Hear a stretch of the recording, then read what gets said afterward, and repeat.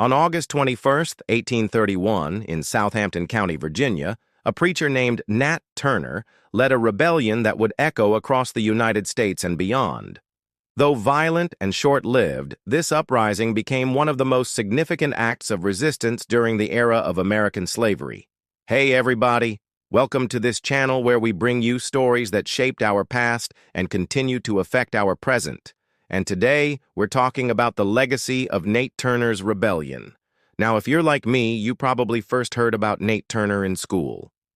You might remember reading his biography or learning about his rebellion. But if you're anything like me, you probably didn't learn much about the rebellion itself.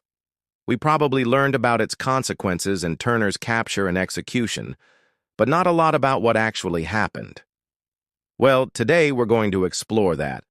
We'll learn what happened during those 2 days in August 1831 when Nat Turner and his allies launched a bid to end slavery once and for all.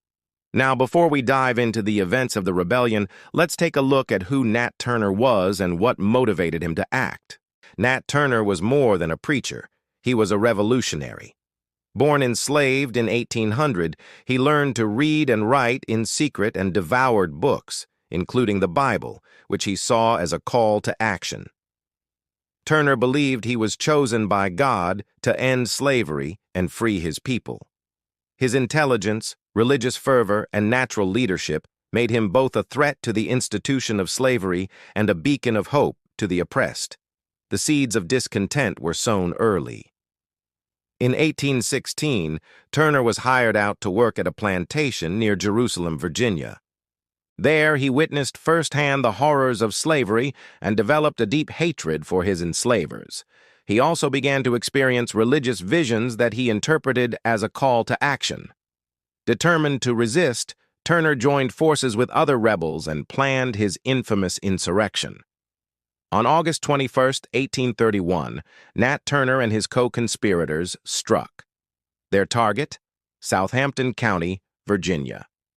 Turner divided his forces into 2 groups, each given specific missions.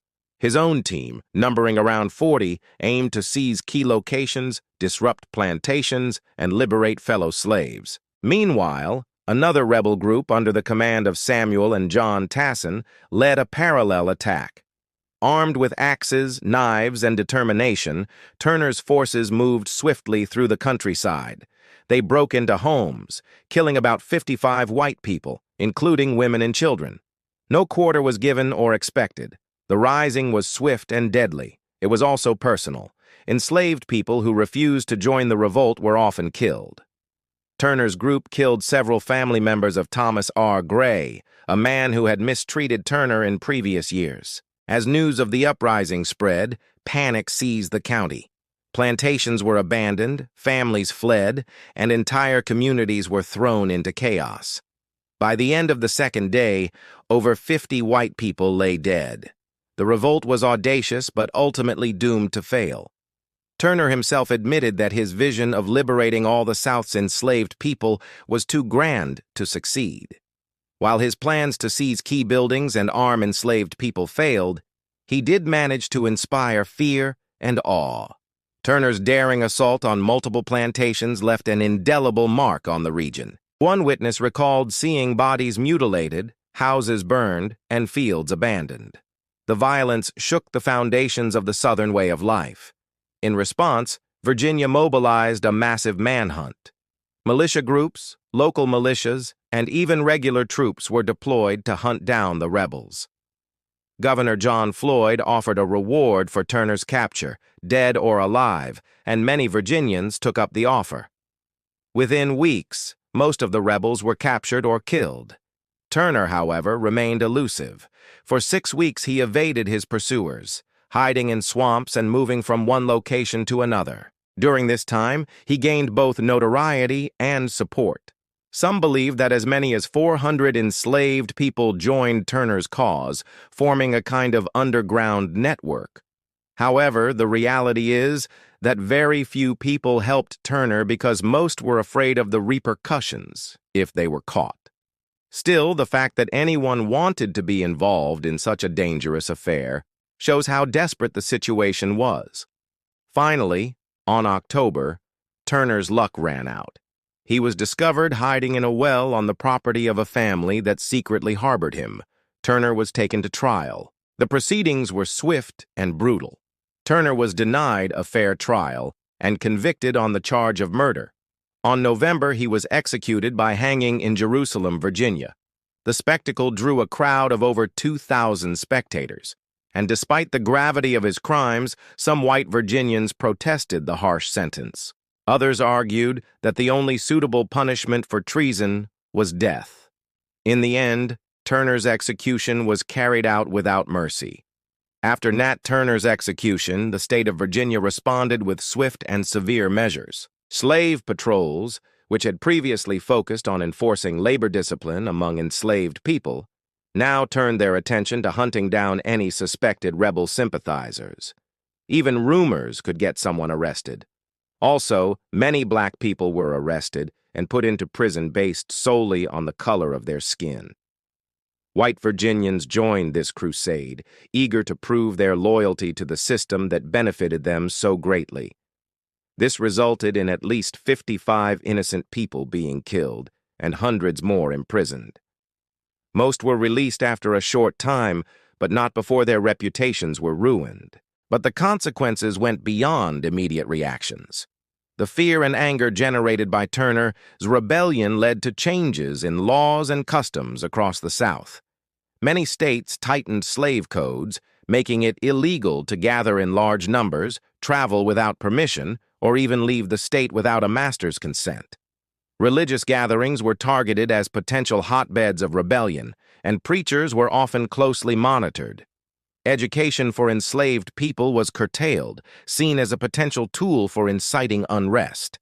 And teaching enslaved people to read or write became a punishable offense. Despite these efforts to suppress dissent, Turner's rebellion had a lasting impact. The brutality of the response highlighted the true nature of slavery, underscoring its inherent cruelty and injustice.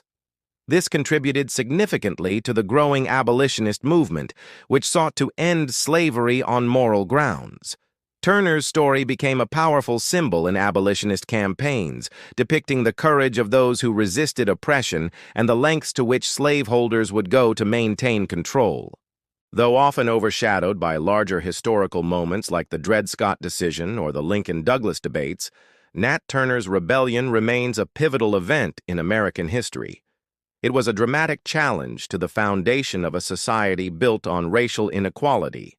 In the face of this challenge, Southern states enacted stricter measures to control the enslaved population, tightening the grip of a system that would eventually be dismantled during the Civil War. It also inspired abolitionists who used Turner's story to argue against the morality of slavery and demand change. To truly understand the significance of Nat Turner's rebellion, we must see it through the eyes of those who lived it, those whose lives were irrevocably altered by those 2 days in August 1831. Imagine Sarah, a housemaid who rose trembling from her chores as the rebels approached. She fled into the night, her prayers carrying through the stillness. Picture Samuel, a young enslaver's son who hid behind barn doors as Turner's group passed. His innocence shattered forever, forced to confront the terror unleashed around him. Envision Eula, an elder enslaved woman who, hearing of the rebellion, fell to her knees, tears of anguish sparking with rays of hope as she realized justice, however violent, was possible. These are not fictional embellishments, but lifelike reconstructions that help us imagine how ordinary lives were drawn into extraordinary history. On August 21, 1831, Nat Turner's rebellion showed that where there is moral conviction, words, even against overwhelming force, can become actions powerful enough to challenge unjust systems. His legacy reminds us that resistance often begins with a small spark, and that oppressive systems bend under the weight of unyielding courage. If Nat Turner's story moved you, like this post, share it widely, and subscribe to Echoes of Today, because history isn't just past. It still calls us to reflect, to resist, and to hope. I'm your host, Thanks for joining us on this episode of Echoes of Today. If you enjoyed this video, please hit that like button, comment, and share with others. Don't forget to subscribe to our channel so you never miss an episode.